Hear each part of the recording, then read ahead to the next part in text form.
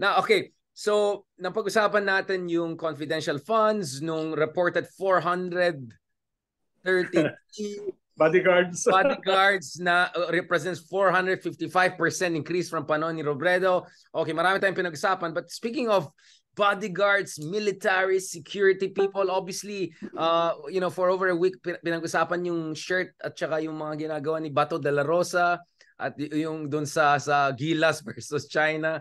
But just over the past 24 hours, nag-trending na naman yung isa pang kaibigan niya, si Senator Robin Hood Padilla. Mukhang meron discussion, if I'm not mistaken, with our good friend Jay Batumbakal, Professor Batumbakal. Ang tanong sa kanya was, paano naman ni Digong daw? Wala naman problema, wala naman nangyari. Ngayon lang daw nangyayari yung escalation dahil sa third party. So obviously, you can know what's the argument. The argument is essentially, is implying EDCA may kasalanan, US ang may kasalanan may escalation. Siyempre, ang sinasabi lang natin dito is, well, di ba may Reed Bank crisis 2019, Wheatstone Reef crisis, tignan mo yung militarization ng ginawa ng China from 2017 onwards. So, what's going on there? I mean, Ronald, ganito, kasi, okay, let's real talk na tayo, Ronald. May panahon na mga tipong nagtatop sa Senate ay Jovito Salonga. Not once, I think 3 times, no, nagtop si Jovito Salonga. So our people have a track record of voting people of Jovito Salonga caliber. Not only as one of the, but as the top senators. What happened? What happened here? I mean, you obviously know, I know the answer, but can we say this on the record? Paano tayo napunta from Jovito Salonga to, I mean, in fairness naman, Senator Padilla is not the first celebrity top-notcher sa Senate. 2010 pa lang si Revilla, etc. So, what's going on here? Is it the celebritization of Philippine politics dahil sa no-party political system? What's going again? Just to be fair again, I mean, just to be clear about this, Ronald, actually, I think Senator Robin Hood Padilla actually has a good heart. And honestly, I was happy that he won in a sense that matagal na wala tayong Muslim, no? Na kapatid na dyan sa Senate. So, in a sense, I felt he would be a perfect representation of our more brothers, sisters. I thought he's gonna focus on that. But obviously, he's very attached to Duterte and all. And I feel sometimes parang that is perhaps preventing him from being the maximal senator that he can be by really focusing on his area of strength, yung minority rights, Muslim rights. Not to mention, he's also quite liberal on some other issues, no? So, nevertheless, if you look at the responses online, whenever there's something posted about Bato or whatever, there's a lot of exasperation and skepticism and cynicism, and it looks like the respect that Senate used to have, it's not there anymore. I disagree with some of our friends who are saying dapat abogado ka pa rin maging senador or something. No, I don't think so. I think as long as you have some basic understanding of governance issues, kung magaling hopefully yung staff mo, so you don't have to be a lawyer per se. I think that's a very questionable way of looking at things. But at the same time, how do we go from Jovito Salonga to where we are with their and this is not to cast aspersions on one senator, etc. It's just that the general dynamics we're seeing na more performative, all of these things. Ikaw, Ronald, because you were there when Jovito Salonga and the types were senators, right? I mean, of course, Erap was also there, but I don't know. You tell me, tell me your story, your version of understanding of this. Well, dalawa yung tanong mo, Richard. Una, yung recent hearing sa Senate na si Senator Robin Padilla ay sumagot dun sa mga paliwanag ni Professor Attorney Jay Batumbakal, di ba? Bakit ngayon lang sumusulpot ito nung panahon naman ni Digong ay wala ito, hindi naman nangyayari ito, no? At ikalawa ay paano nagkaroon ng isang Robin Padilla? So, sagutin ko muna yung una, no? Hindi naman natin sinasabi na sinungaling si Senator Robin Padilla. Hindi naman natin sinasabi na siya ay makakalimutin, no? At nakalimutan na niya yung mga nangyari. Pero ipaalala lang natin sa kanya na nagsimula yung ganyang klaseng aggression ng China nung panahon ni Pinoy, nung Scarborough. When may nahuli tayo ng mga poachers, binoard natin yung fishing vessel at nagalit yung China. No? Nagalit yung China. Bakit natin binoboard yung kanilang mga fishing vessels? na nahuli natin na nagpo-poaching sa ating exclusive economic zone, no? Na malapit sa Scarborough Shoal, no? Doon sila nagalit. At dahil diyan nag-swarm na sila, pinadala na nila yung kanilang militia, yung kanilang Coast Guard, yung kanilang Navy, parang akala mo lulusubin na tayo, no? And since then ay nag-scale up yung aggression, no? At in between, nung panahon ni Pinoy, nagsimula na sila mag-build ng mga artificial islands. Yung mga bato na naging isla. Nagkaroon na ng airport, nagkaroon na ng ang joke nga, nagkaroon na ng malls, ng Shoe Mart, yung mga islands na yan. No? So, ibig sabihin, hindi yan nagsimula ngayon. Nagsimula yan dati. Kahit nung panahon ni President Duterte, na allegedly ay very pro-China, no? Siya kasi nagsabi na half-jokingly na okay lang maging province ng China. Siya rin yung nagsabi na yung victory natin sa UNCLOS, dapat itapon na sa basura yan. It's just a piece of paper. Walang halaga yan. So, doon mo makikita sa kanyang actuations, no, na naiiba siya kay Pinoy. No? Na very pro-China yung kanyang foreign policy. Pero even during the time of Duterte, napakarami nating mga sinabit na reklamo sa Chinese Embassy. Di ba? Kung maalala mo, no? Kahit nung panahon ni Yasay, kahit nung panahon ni Alan Peter, kahit nung panahon ni Manalo, kahit nung panahon ni Ted Boy Locsin, apat kasi naging foreign secretary noon. Nagpa-file tayo ng kaso sa Chinese Embassy. Yung harassment ng ating fisher folks, yung mga swarming, yung ramming, etc. So, kahit nung panahon ni Duterte, hindi totoo, hindi nangyari yan. Ang dami nating final na note verbal, ang dami nating final na complaints sa Chinese Embassy noon. No? At ngayon, 200 dun sa account na meron ako. Ngayon, so 1 year... Teddy Locsin foreign minister, hindi ko alam kay Cayetano. Pero kay Locsin. Yeah. So, hindi naman totoo na hindi nangyari yan noong panahon ni Digong. No? Kaya, yun lang. We're trying to put the record straight dun sa sinasabi ni Senator Robin Padilla. No? Hindi ko alam kung paano siya sinagot ni Professor Attorney J. Batumbakal. No?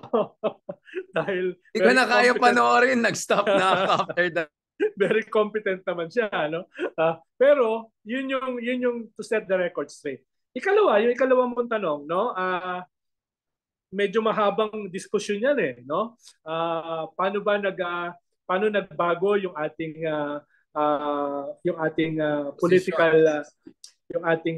political culture? Paano nag-evolve yung ating institutions ng media, no? So, ang daming variables at play dyan. Pero the long and short of it ay nung panahon, si Salonga kasi naging icon ng anti-dictatorship. Di ba? Naging icon siya. No? Pag pinag-usapan ng Salonga, pinag-uusapan mo si Ninoy Aquino, pinag-uusapan mo si Senator Jokno, pinag-uusapan mo si Tanyada, etc. No? At nung nangyari yung EDSA, ito yung mga icons and heroes. Kaya merong star factor. Maliban pa sa nagtap ng baryan, maliban pa sa talagang veteranong senador yan, no? Magaling yan sa filibuster, no? Very eloquent yan, no? Mga tested yan before martial law. Na naging mga icons and heroes during martial law at during EDSA. Kaya nung nagkaroon ng election after EDSA, after the dictatorship, ay parang mga movie stars na rin sila Salonga. Pero mga movie stars na may laman, no? Mga movie stars na tested in battle, in political battle. Mga movie stars, no, na intellectuals, no? Na intellectual. Hindi ko sinasabi na yung mga movie stars ay hindi intellectual, no? Ako kasi intellected lang no? Pero sumikat sila dahil sa kanilang kagalingan. Sumikat sila sa kanilang pagiging senador long before naging Senate President. No? Yun yung Pero nakikita mo na rin yung simula nitong mga katulad ni ni Robin Padilla. Nabanggit mo nga si Erap Estrada. Pero siyempre si Erap Estrada, hindi lang yan artista. Naging mayor yan eh. Di ba? Naging senador, tapos eventually naging vice president, and eventually naging presidente. So hindi naman yan purely artista lang. Pero ang maganda kasi kay Erap, naging icon siya nung ng mga heroes na mga mahihirap na galing sa kahirapan.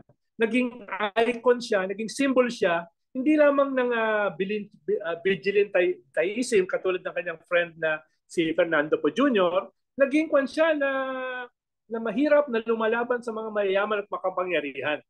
Kaya marami sa mga populist siya. Huh?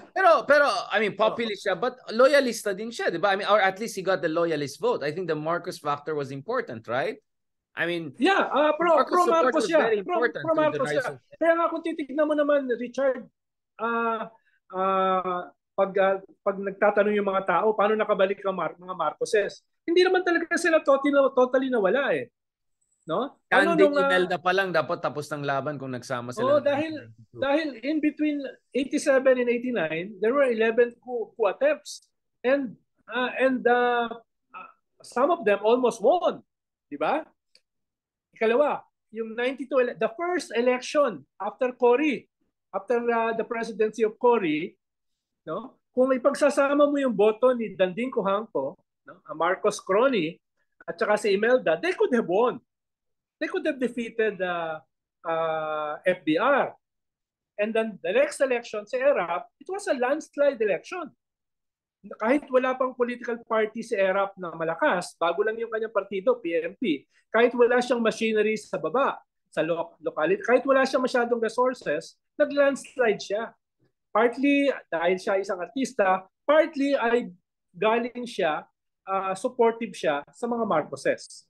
No? Kaya tama yung sinabi mo, no, na hindi lang ito simpleng movie star. No? Ito sa movie star na may political experience at suportado ng mga Marcoses. No? Yun siguro yung iba sa mga pagkakaiba.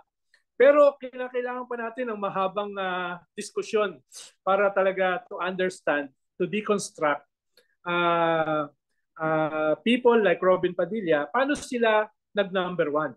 No? Paano sila nag-number one? Eh, ang ginawa lang naman ni Robin Padilla ang ginawa lang naman niya sa kampanya, kumanta eh. Diba? Ano ba yung kanta niya? No? Si Andrew E. ang alam ko, hindi ko alam kay Robin Padilla. I mean, ako, Ronaldo, for me, may kinalaman din ito. I mean, of course, I had my own separate whole discussion on this. Pero may kinalaman din ito dun sa pagkakulang ng political party system sa Pilipinas. Because nung walang party system talaga, walang platform-based elections. At the moment you don't have platform-based elections, de facto personality-driven.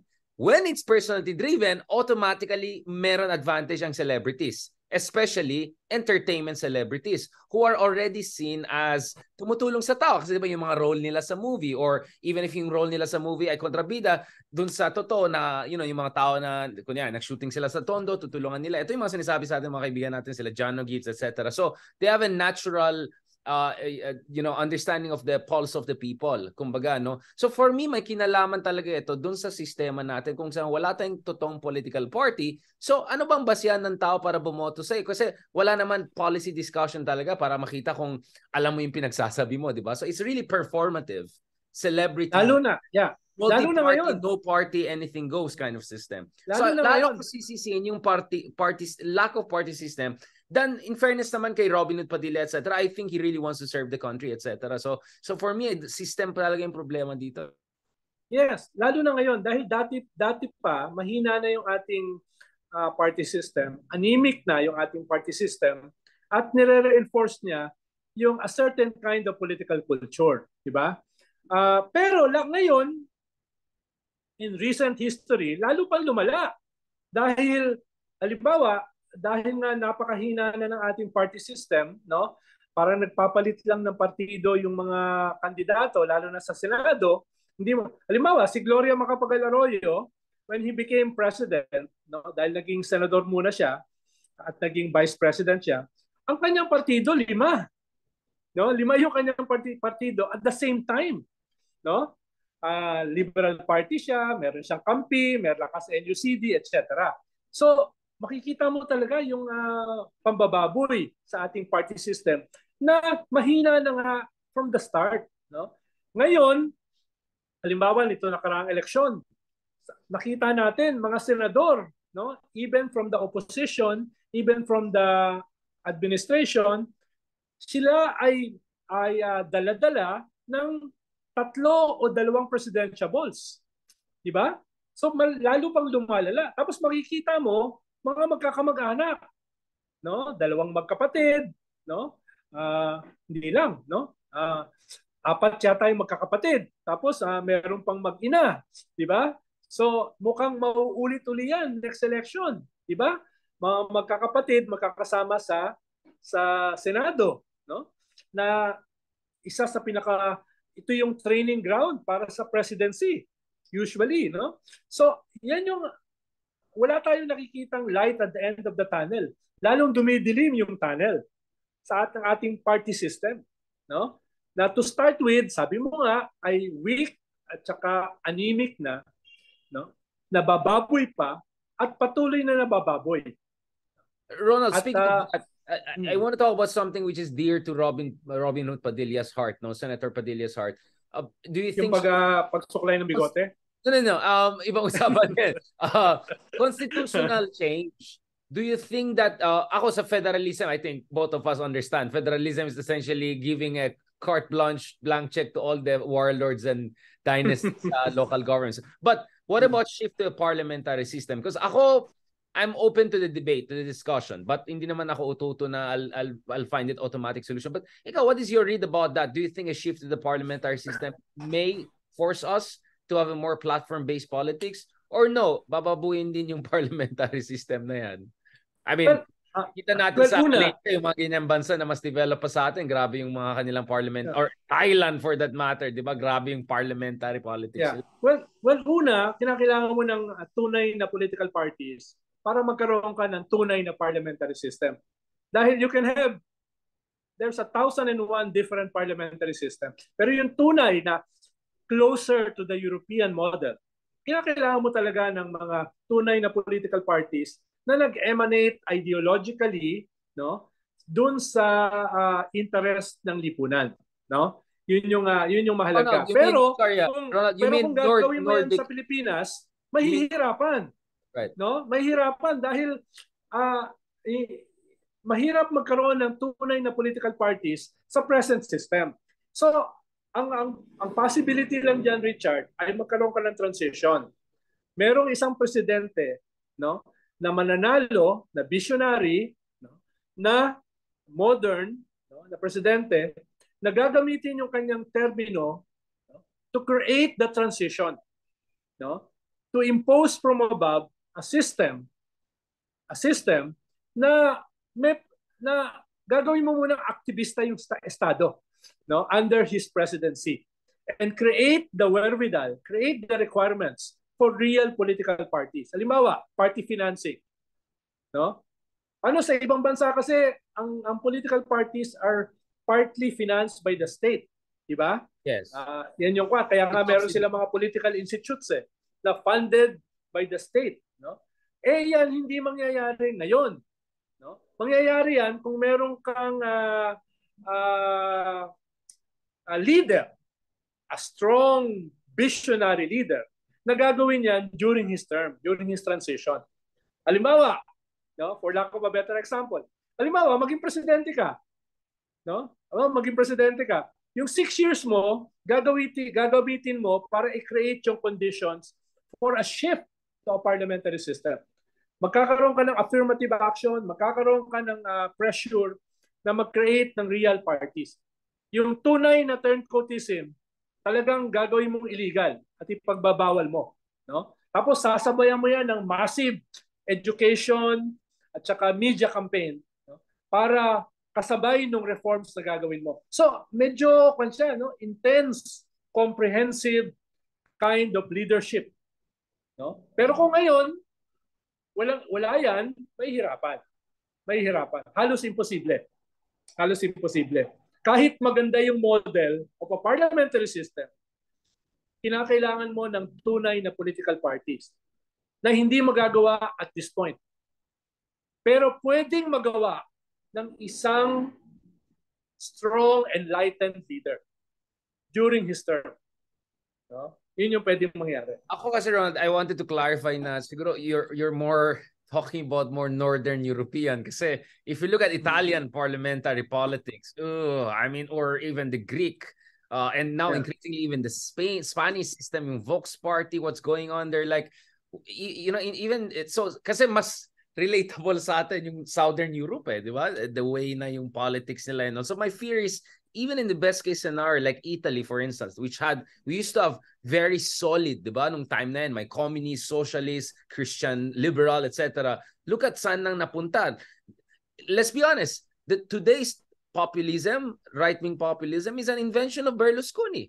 Yeah? Silvio Berlusconi. I mean, Trump, Duterte, they're all kind of like derivative of Berlusconi in one word, like not totally dictator, but kind of, you know. So like looking at some European systems, Southern European system, my fear is even at the best case scenario whereby we have good leaders, few good decades of parliament, eventually magdidecay din yan. I mean, I don't want to be culturalist on this. So I know both of us are referring is more Sweden, Germany. Pero tingnan mo, Richard, you tell me. Sinasabi mo, no? May pagkakaiba yung Southern Europe, Northern Europe, even Central Europe. Diba? May mga differences yan. And even Eastern Europe. No? Pero, yung common sa lahat ng buong Europe, no? Yung common sa kanila, halimbawa social protection. Kahit pa paano, meron kang minimum social protection even in the South. Diba? Kahit pa paano, meron kang minimum rule of law. No? Kahit pa paano, you resolve crisis within that system. No? Pag mayroong crisis, halimbawa, sabi mo nga, seasonal minsan sumusulpot yung right wing o yung mga fascist groups, di ba? Pero natatalo rin sila eventually. Di ba? Hindi naman sila permanente. So you're saying the parliamentary system, even in its, let's say, even lower level, sa Southern Europe, is still better. Much better. Much better. Okay, so you're in favor of shift to parliamentary under the right conditions, meaning hindi definitely, no? Definitely, okay. No? Hindi ko naman sinasabi na kinakailangan magkaroon tayo ng diktador to impose a parliamentary system. Pero short of that, kinakailangan mo pa rin talaga ng strong leader. Halimbawa, sangayon pa rin ako sa federal system. Pero kailangan mo nang durugin ng warlords. At yung dudurog sa warlord is a strong leader. No? So sequential. Sequential, step by step, which is also where I stand on things, step by step. You know, you don't just jump into another, you know, from you know the frying pan to fire if wala kang law of unintended consequence. But remember, speaking of Eastern Europe, you have the Viktor Orban case, whereby totally corrupted yung system, and even I can even bring in the case of Turkey, right? Under Erdogan, right, which used to be parliamentary, and then he made it presidential to totally dominate this. So, yun nga, like clearly there's no guarantee that it doesn't go wrong. But your argument is inherently parliamentary system has more dynamism to it for self-checking than presidential system because you're stuck with the bad guy for 6 years, if ever. And that at least it creates the minimums, like minimum of some level of accountabilities, minimum of some sort of welfare. I get what you're saying. Obviously, my understanding is that there are other factors that contributed to that, but I see where you're coming from. Definitely. But gets go bakit in principle open ka rin. So just to be clear, especially sa Eastern Europe, Richard. Ano, alam mo naman, for several generations under communism yan. No? At it's also a hierarchical, patriarchal system na communist ang tawag. Pero nandun yung elements ng recidivist elements din kahit communist yung mga. So iba yung history nila, iba yung culture at na perfect storm ng mga people like Orban, no? Yan yung nangyari. Like in a way like Russia, no? Imagine mo after Yeltsin, almost all the prime ministers of Russia came from one political organization, the KGB. Diba? 4 out of the 5 prime ministers of Russia after Yeltsin are all KGB officers. Diba? So iba yung mix ng Russian, no? nangyari. Presidential parliamentary. I mean, they have a president and a prime so minister. Iniiba ko lang yung nangyari sa mga Eastern European countries, yung former USSR countries at yung Turkey. So hinihiwalay ko lang yung basically European. Thanks, Ronald. I think that should settle it. See, we're fair also to Senator Robin Hood Padilla. We seriously discuss also the parliamentary issues. So I think both of us are on the same page in terms of, in principle, I think bukas tayong pareho sa parliamentary. Definitely, mas bukas ako sa parliamentary kaysa federalism. Kasi may mga idiots dyan at saka mga trolls na who are twisting it saying, I'm against any. No. Ako kasi, pinag-iisipan ko ayaw ko ng bara-bara. There's a sequence, there's a science. Ayan, yung mga medyo bobo style dyan na yung makinig dun sa explanation natin, problema nila yan. Anyway, bago uminit ang ulan natin, tapusin natin itong episode na to because we have more to discuss. Our favorite topic, opposition. Mabasa na naman tayo. Great. Thank you very much, Secretary Llamas.